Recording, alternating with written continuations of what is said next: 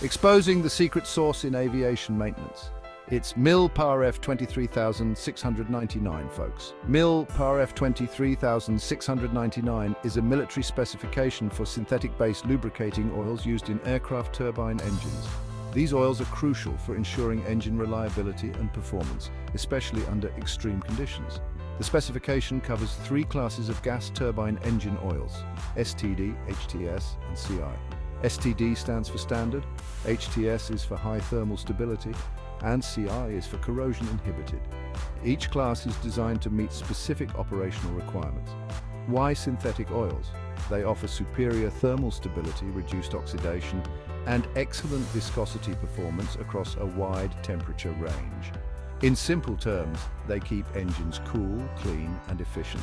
MIL-PRF-23699 is not just for military jets, it's also widely used in commercial aviation.